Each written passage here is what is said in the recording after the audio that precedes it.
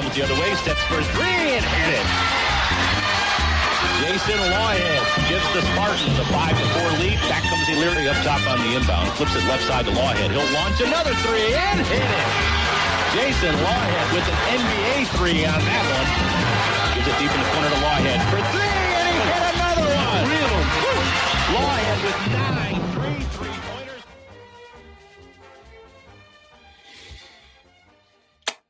Welcome. Lawhead's Court. I'm here. You're not, but that's okay. That's okay, because I'm good enough. I'm smart enough. And doggone it, people like me. Welcome. It is January, let me look at the calendar, 22nd, 2026. If you're around my age or older or even somewhat younger, did you ever think you'd say 2026? That sounds so far off. I don't know why none of the other years really have jarred me, I guess. But when I start thinking about how long I've lived, what I've lived through, what I've seen, what I keep seeing, what I'm blown away at in today's day and age of what still exists, it's 2026. Saying that out loud is kind of jarring. That's the first year I've had in a long time where I think, like, sometime in the early 2000s, I might have been like, hey, look, this is crazy. 2010, I think I remember going like, dang, it's 2010. Now 2030 is going to sound so crazy. I mean, it's getting there. I don't know if we'll make 2030. 2027 is looking bleak. I mean, by all accounts, every year in the last dozen or so just keep looking worse than what's been behind us. It just is like, oh God, what's going to happen? Who's going to get shot? What war is never going to end? What war will start? It's crazy, America, the streets of America. I mean, I hope you're enjoying this. If you're enjoying this, you're a sick puppy. I'll just say that.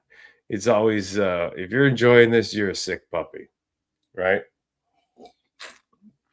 And, yeah, wild stuff out there, man. It's just, can't say I've ever seen the likes of it. Wasn't around during civil rights and some of the upheavals. But a lot of that protesting, a lot of that was just the Vietnam War and people being mad that their kids were being sent over to a country fighting a war they didn't understand. This is a very,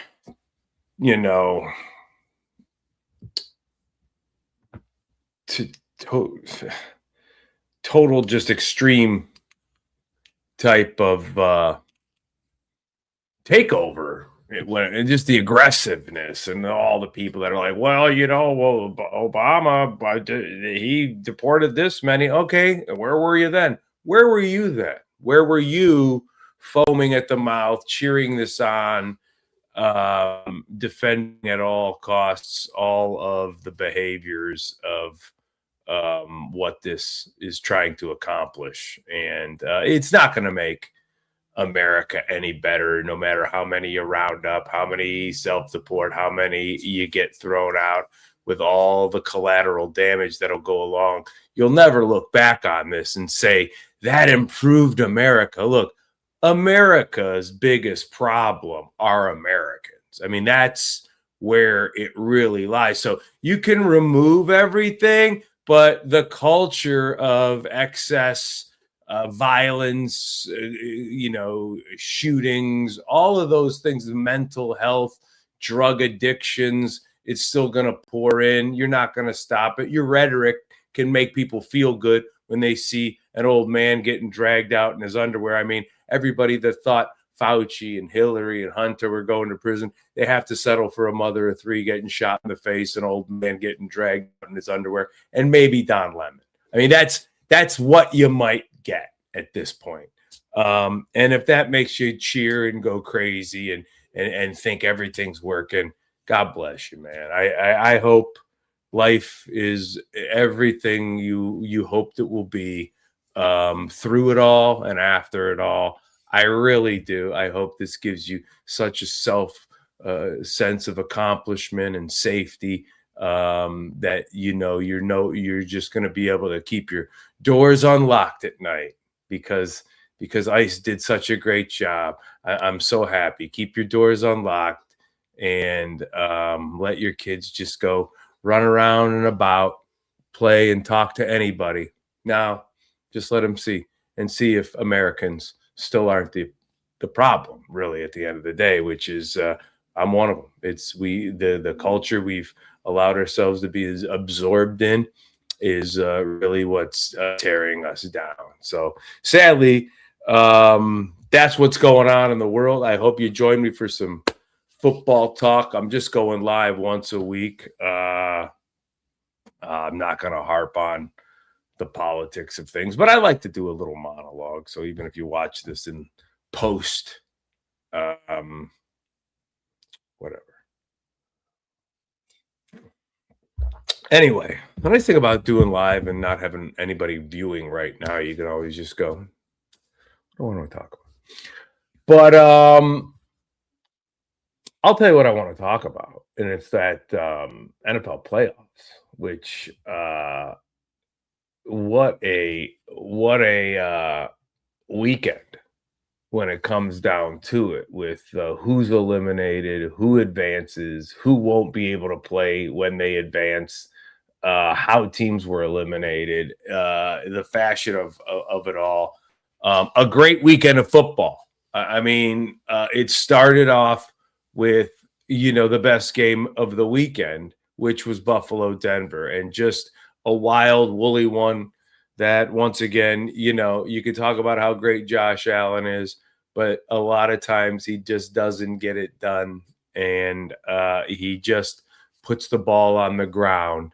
And you can do that in the regular season. You can do that, and very rarely can you turn the ball over. What did he turn it over 4 times himself?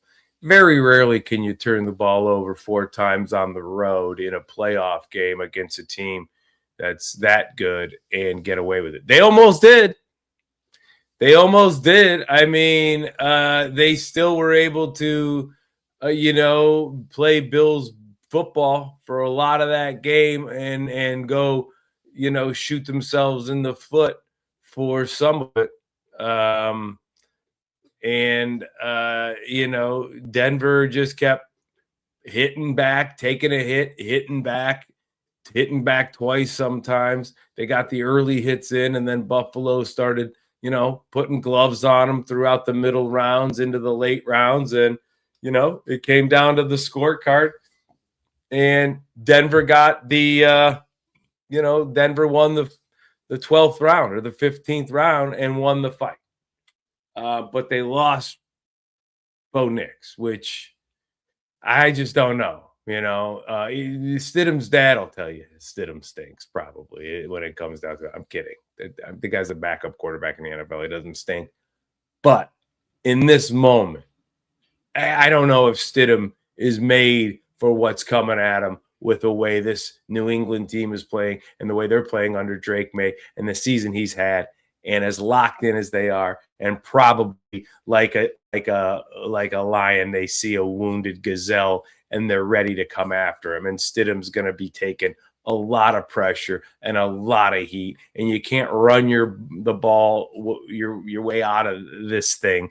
I don't think, if you're Denver, and just hope the defense goes out there and gets you the football in easy field goal range or easy, touchdown range, or scores touchdowns for you. I mean, I don't know if and look, it's the NFL, anything can happen. I went O-Fer last week. Okay, I went O-Fer, And I'm usually pretty good at some of these. Last year I hit throughout the playoffs, and I didn't bet any of these games, but I did pick them, and I went on this show and the Kaplan and Crew show in San Diego, and I talked about it. Now the Kaplan and Crew show. I switched over and said, you know what, I'm gonna take Chicago to win that game. That was the only one I was right on. On this show, a couple of days before I appeared on that one, I did say I was going to take the Rams because of Stafford. So I was like 1-3 and 0-4. So look, somebody's talking. That's the one problem about doing a live podcast at a certain time. When you do it, there's workers. We're on the grounds here. In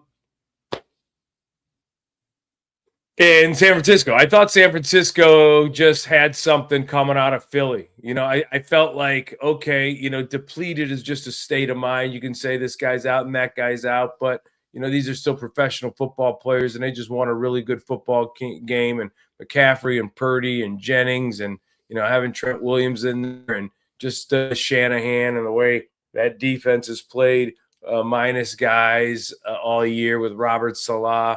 I just thought, wow, I think they're going to go exact revenge, and they're going to come out throwing early. And literally the opening kickoff, I think it just knocked the wind out of everything San Francisco thought that they might be able to do throughout the football game by kicking it off, getting a stop, maybe getting on the board early. Purdy was showing the fact early on that they were going to go try to stretch the field. They were obviously going to go for fourth downs. They knew, punting and taking a field goal probably isn't going to keep you in this ball game. And they were right, because then that locomotive came. And that's the kind of play. If Seattle plays like that, I mean, even Sam Darnold playing the worst Sam Darnold can play might not be able to screw that up. Sunray, I'm dealing with everything. I'm the set director. It's a mess over here. But yeah, I mean, if they play like that. Now, I think the Rams are going to play them in a much better game. I think this game probably will be close. It'll be the team that plays, and once again, I could be wrong because I was totally wrong about everything almost. But I think this one will be relatively close. I think the Rams know this opponent enough. They've played in that atmosphere enough. It will be louder. It will be crazier. Not sure how cold it'll be. I haven't really checked the forecast for Seattle. I know the whole country's under a cold spell, and it's even a little chilly in San Diego right now. But yeah, I know the whole country's bracing and has been just getting the worst wind chill. More stuff's coming, freezing rain, the weekend, snow. I don't miss living in that part of the country or traveling to that part of the country anymore. Just don't miss it at all. And so I'm glad to say I don't have to do that. If I don't want to go do comedy in those cold weather during that time, I don't have to, and I'm not gonna. I mean, people just getting polarized. When I mean polarized, I mean like the polar caps. It's a very polarizing polar cap. Anyway, people pop in, they pop out. I guess you're going along the feed there. I might be being recommended. And but if you're tuning in, I'm a new podcast, basically. I'm not really promoting it too much right now. I'm just going live for the fun of it, something to do. I'm teaching myself the ukulele a little bit this year. Got to go practice after this. I go spend an hour practicing. Just changing the chords is the hardest thing. So got a ukulele.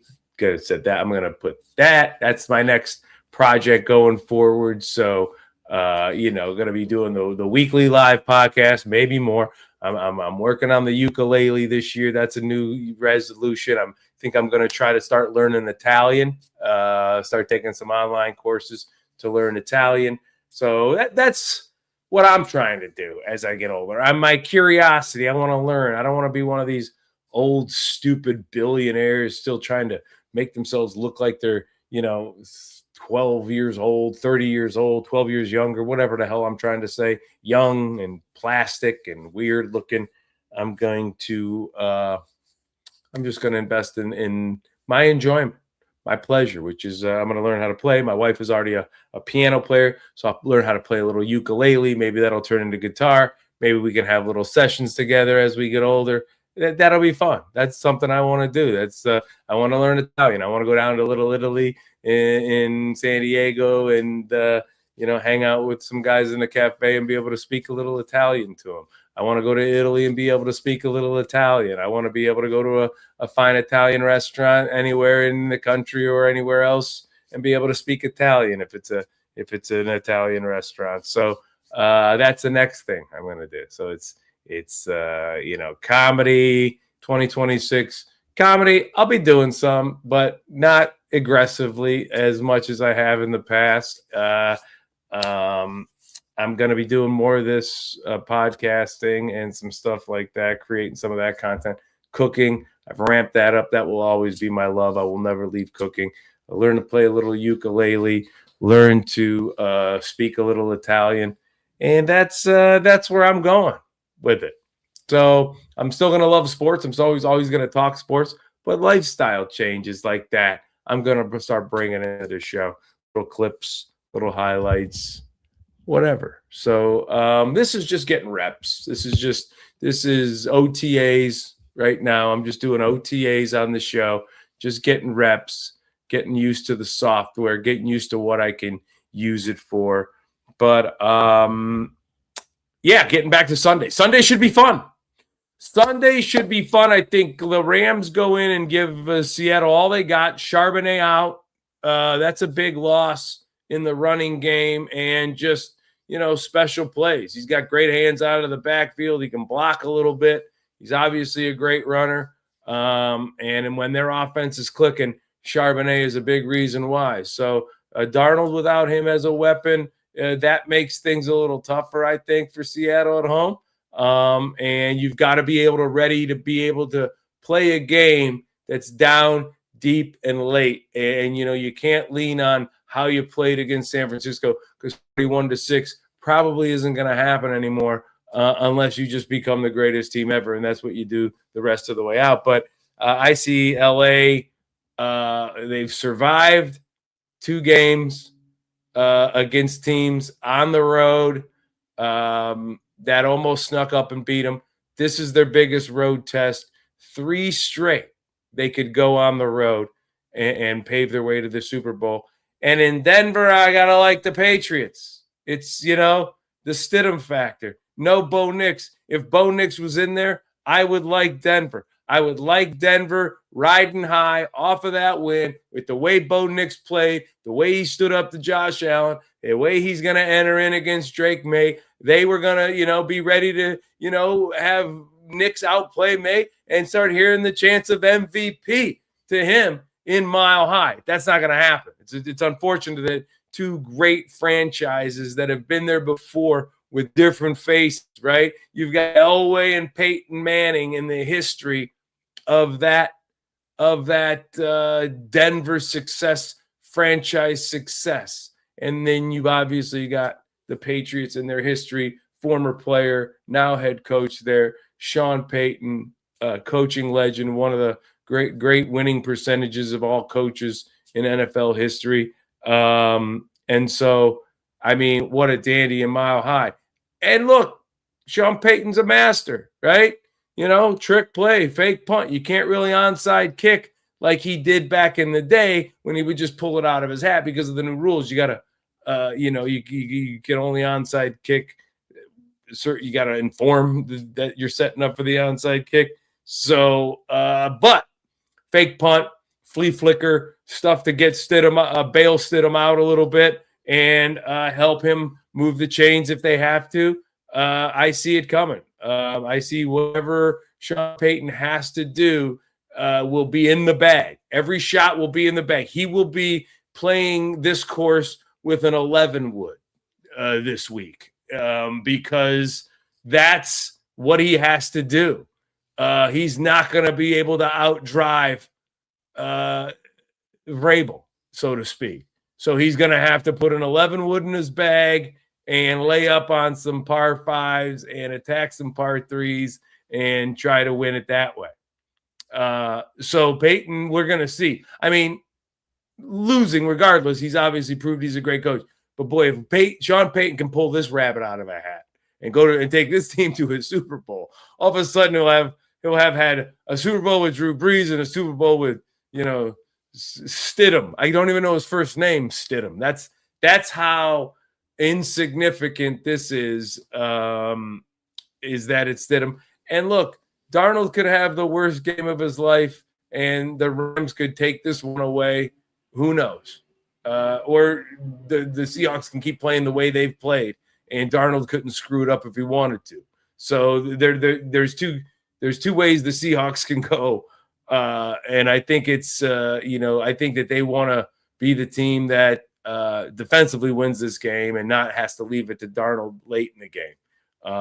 But I think this one's going to go down to the wire. I mean, at least into the last 3 to 4 minutes. And if somebody has the ball with the lead, they might be able to sit on it and milk timeouts. But I think I'm gonna take the Rams. I'm gonna take the Rams on the road to go to the Super Bowl, then to go from a 2 straight NFC opponent parks. They're gonna go from NFC West from Seattle. They're gonna win there. Then they're gonna go to the 49ers home field and play in the Super Bowl. And I think they're going to play New England. I think it's going to be New England and the Rams. And that's a rematch from an early Brady, Kurt Warner matchup from back in the day. And that will be the Super Bowl on Sunday, February 8th, I think it is, which I will be flying back from Reno that day. Doing a weekend at the Laugh Factory in Reno, Thursday, Friday, Saturday, fly back Sunday morning, be here for the Super Bowl on Sunday morning.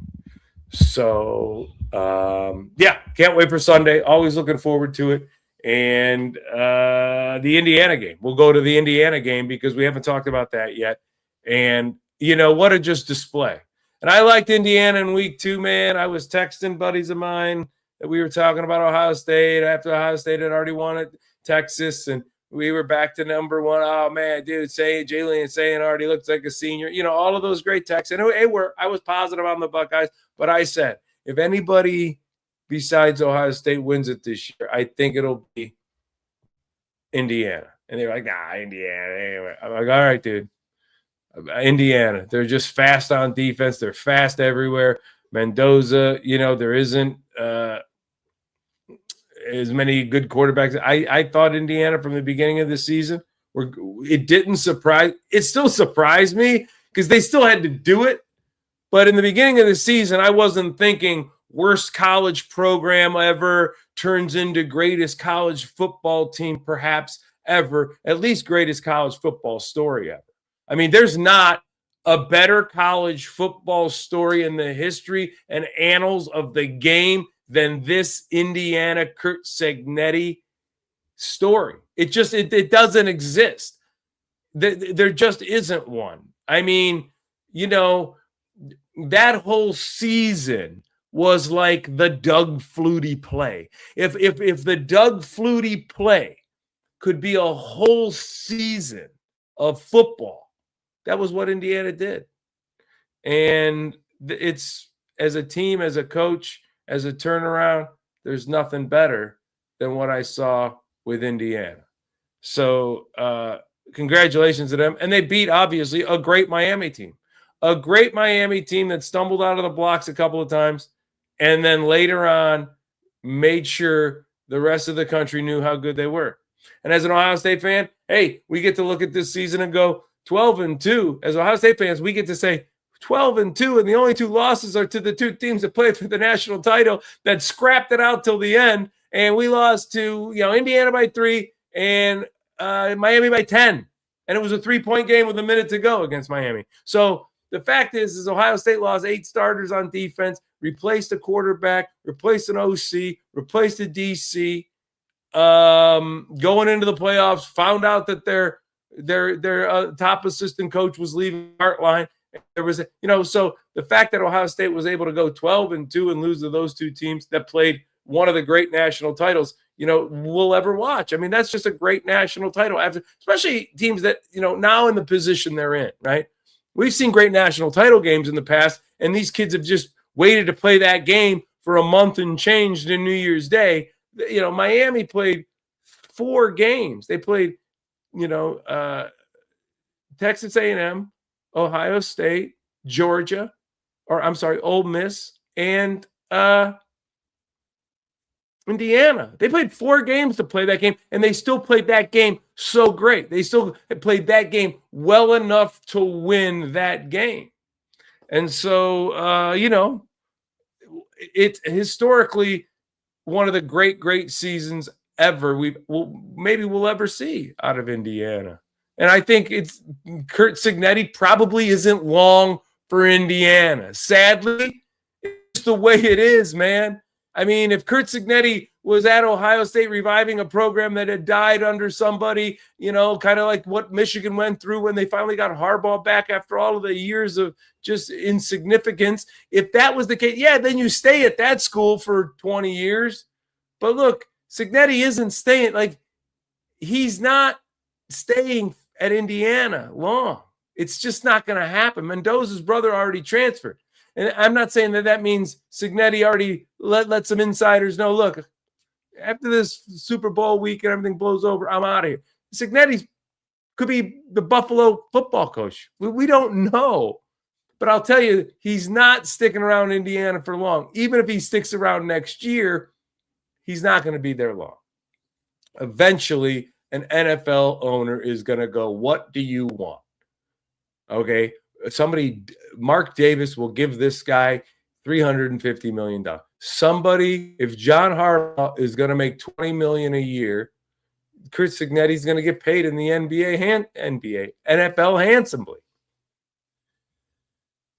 And if he's smart, if Haslam was smart, Haslam would go, hands off, Curt. This is yours. We'll give you a 5-year guaranteed deal at $30 million a year. Here's $150 million, and we'll get out of your way. You evaluate the players. You draft them. If you want Barry around you're his boss. If Barry wants to stick around as your assistant, GM, player, personnel, whatever, that's what I would do. If I was Jimmy Haslam, I would say, and then you decide. You look at the quarterbacks. You tell us. We're idiots. I'm Jimmy Haslam. I'm a fucking idiot. Okay? So here, obviously, we've been idiots the whole time I've been the owner.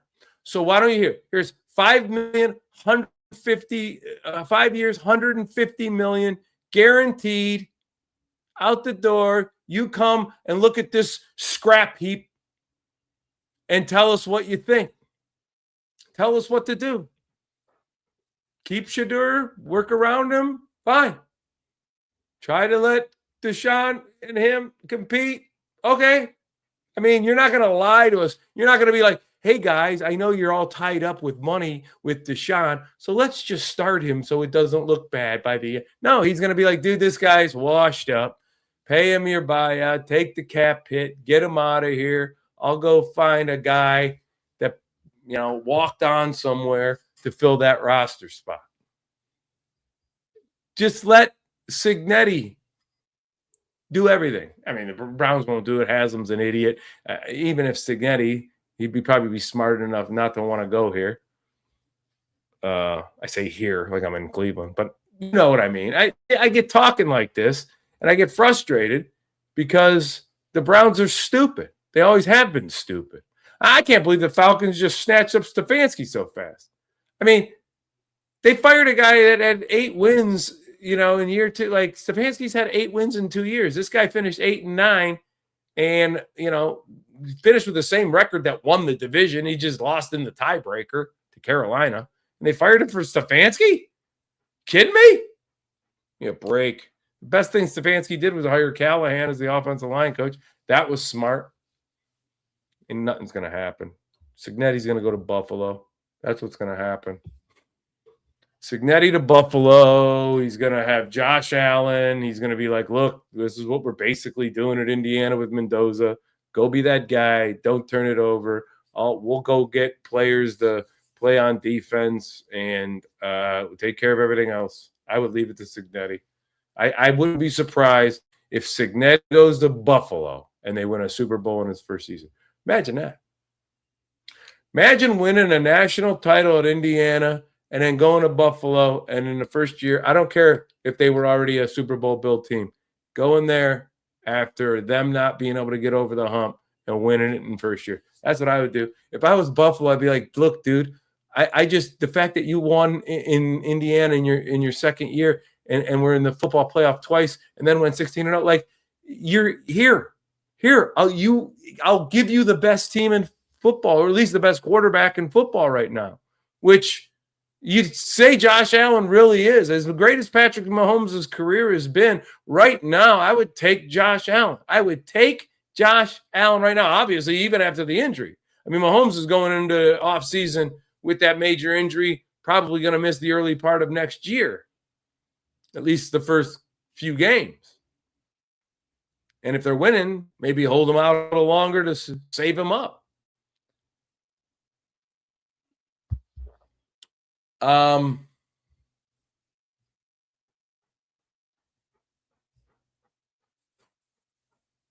So I don't know.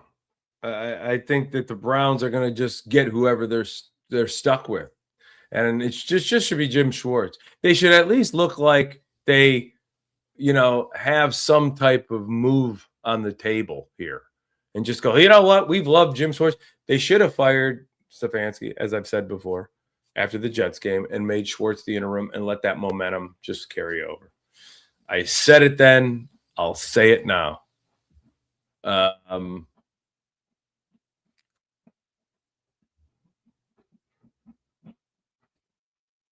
something going on, man. There's some banging around going on outside. Hold on a second.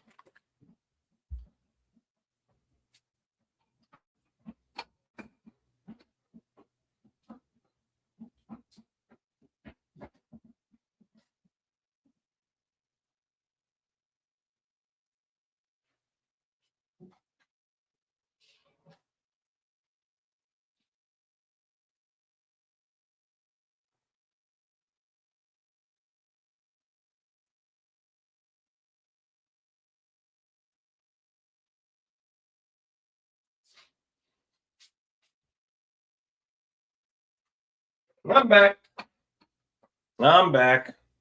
That's crazy, dude. I heard some smack. I guess the neighbor there that we share the wall with is getting some plumbing work done, because through my hair, I'm like, what the heck? And so that's what it sounds like. It sounds like they're doing some plumbing work. Luckily, my bathroom that's close to that one, nothing's wrong.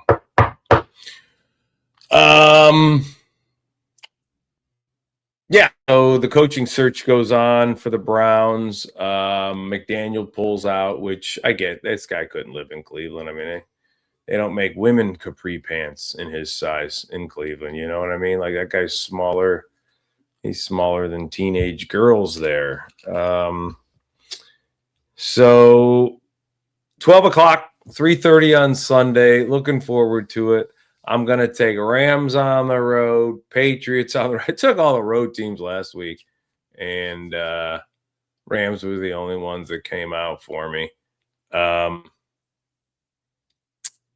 I went O-Fer on the Kaplan show and went 1 for 3 on this show. But Rams were the only team. But I think Rams sneak it out. I think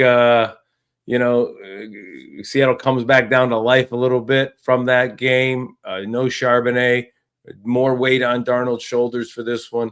Stafford, I'm relishing these moments right now. He's 2-0 on this road run to the Super Bowl.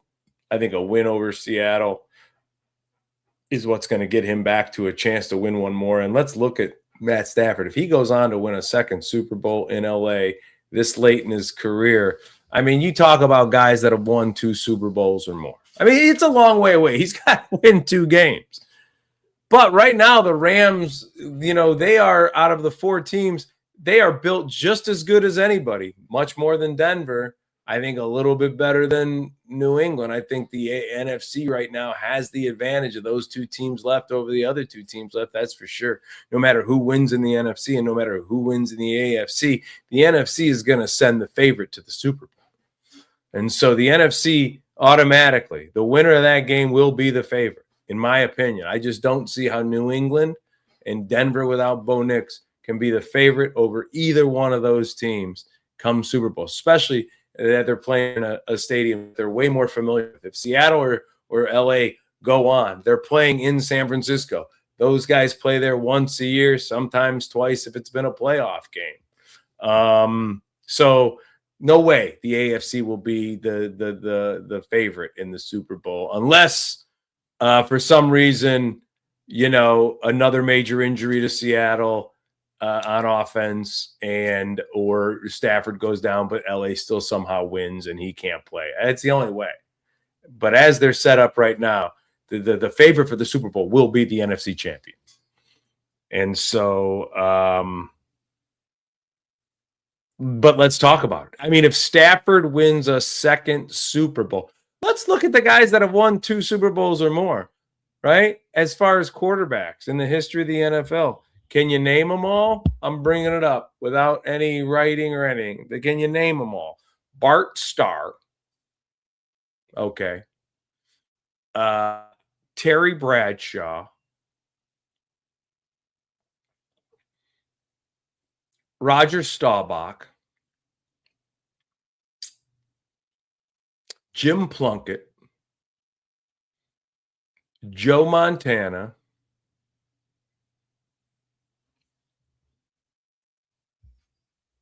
John Elway,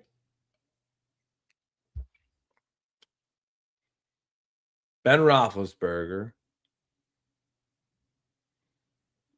Tom Brady, Peyton Manning, Eli Manning, Patrick Mahomes.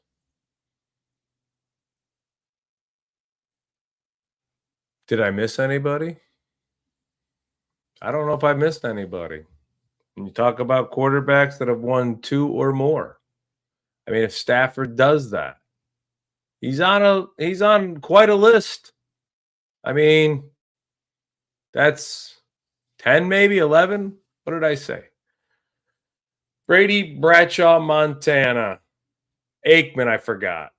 Roethlisberger, Manning, Mahomes, Plunkett, Bart Starr.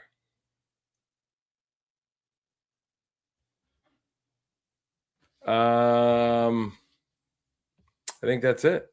So Stafford would make 11. Aikman, did I count Aikman on my thumb? Maybe 11. That's 12. That's crazy. I mean, that's crazy. That's, when you look at if Stafford gets that second one, let's name all the great quarterbacks that don't have 2. Favre, Rodgers, Marino. I mean, you could just go on forever of quarterbacks that don't have 2 Super Bowls. You could take all day and do it. I mean, it would be Jim Kelly, right? I mean, all of these, Fran Tarkington. So many incredible quarterbacks. You could just keep naming. Kurt Warner. You could just keep naming all of them that don't have 2 Super Bowls. Just keep going and going. So I wouldn't be surprised if the Rams took this thing all the way through and won it all. Because to me, if they win, they're the favorites in the Super Bowl. As I said, the NFC, they're going there as the favorites. And that's the 3:30 game. So you'll have Broncos, Patriots, 12 o'clock, my time, West Coast. And then Seahawks, Niners, 3:30. And then we got to wait 2 weeks for football, for one more football game. And that's going to be depressing because, I like basketball. I'll probably talk a little bit more college basketball. I like basketball, but the NBA's regular season to me is it's pretty much unwatchable. And I'll glimpse here and there at Cavs games, but even then, a lot of those games, I'm just like, I'm a fan, and I'm like, I mean, I don't even care to. I'll just come back and watch the fourth quarter. I'll watch the last 6 minutes of a close game. There's so many just teams that are unwatchable, and lineups are just mishmash lineups because these guys are out and these two are out and this guy didn't play, and you're just like, who are these teams?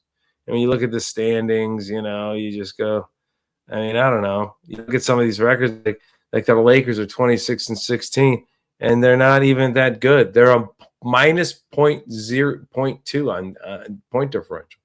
They're 11 games over. They're 10 games over 500. They're the only team in the Western Conference that's over 500, and that's 8 teams over 500 in the Western Conference. And the Lakers are the only team with a negative point differential. When you look at all the teams that are over 500, 8 teams in the East, none of them are. So it's just like this. It's not even that the good teams aren't even that good. Detroit's 32-10, which is pretty impressive. They've got a 5.5 game lead clear of the Celtics in the Eastern Conference. Cleveland 25-20. I mean, that's fine. They don't have to win as many games. I said that from the beginning, but I still don't know if they've figured it out. They're 10-15 versus above 500s. That's not that great. When you look, Detroit is 14-4 against above 500 teams, and Boston is the only other team in the East with a winning record above 500 teams. And you look at the West, the Lakers, oddly enough, to me, which is surprised, they're 10-11 versus above 500. I thought that they would be worse, but okay, 16-7. Houston's 14-8 against above 500s. Denver 13-8. San Antonio 14-12.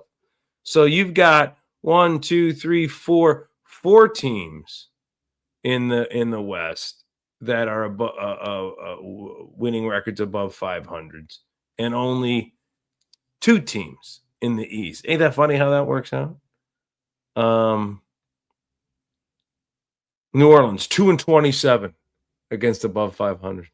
Ain't that something? And that can change because a team that's 21-20 today, that stat is in their division. That stat is in that column now. If they lose 3 in a row, then that stat changes. That game, the amount of games, the wins, the losses, it starts getting a little bit more solid towards the end of the year. Records are kind of, set 7-8 wins over 500s, only so many to play.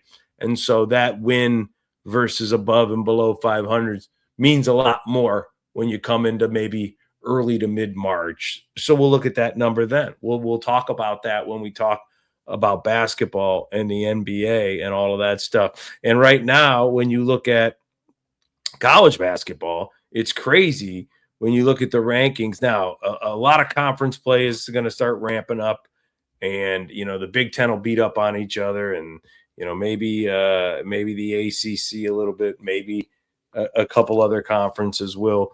But right now, Arizona just 18-0, unanimous number 1. UConn back where they belong, at least what they think. So Danny Hurley and company, number 2 in the country at 18-1. Michigan, the top of a really tough Big Ten. When you look at Michigan's a 3rd-ranked team, 16-1.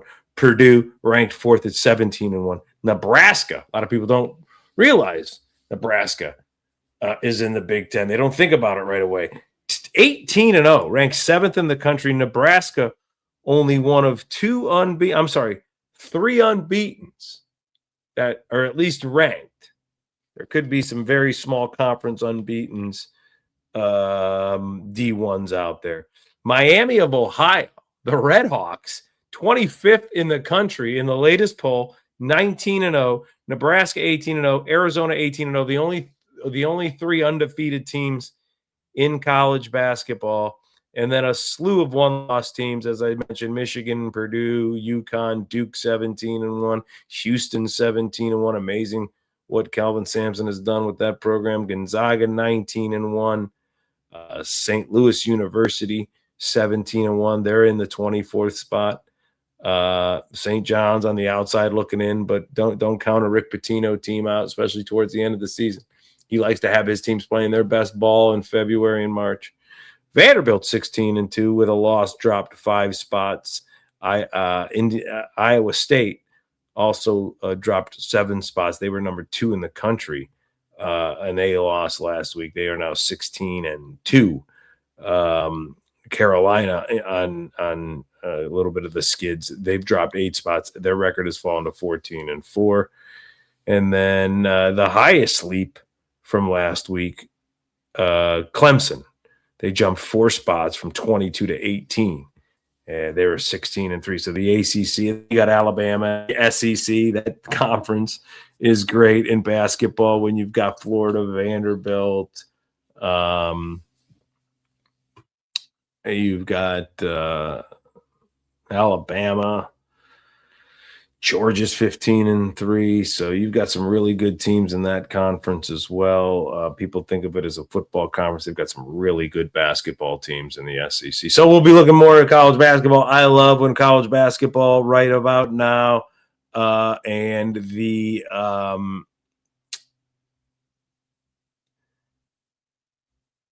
schedule ramps up. So I'm just going to take a look at Duke's upcoming schedule. They should have some good ones coming up. They've got Wake on Saturday, Wake Forest, and then Monday, Louisville. And they play Carolina on 2/7, the night before the Super Bowl, 3:30. I'll be able to watch that in the sports book. Duke at Carolina. And that'll be good. Let me check the schedule. College. That's what I love. So I go to Reno Super Bowl weekend, and I love it because the shows are at 7:30 and 9:30. But all day I can go down. They have a great sports book at the Silver Legacy. Big, comfortable, lots of chairs, great TV setup. And I can just go down there in the afternoon on a Saturday and watch college and NBA, but college basketball all day. Some NBA, and then a lot of the other TVs just have Super Bowl preview stuff going on constantly. And so I love doing that. Friday, go down early, watch some college basketball. Love that part of it. So the NBA is always on, and can't wait to do that. So if you're in the Reno area, which you're probably not, if you're in the Reno area, Super Bowl weekend, that is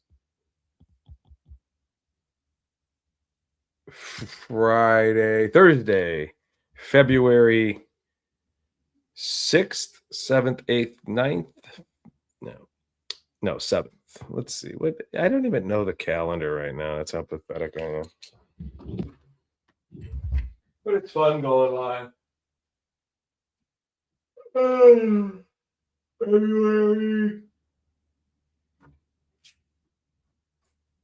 February 5, 6, and 7. Laugh Factory, Reno. Be there. This has been a lot of fun. Even some of the people that chimed in and viewed, this has been a lot of fun. So you guys are great. I'm having a great time. Life's great. Stay warm. Peace.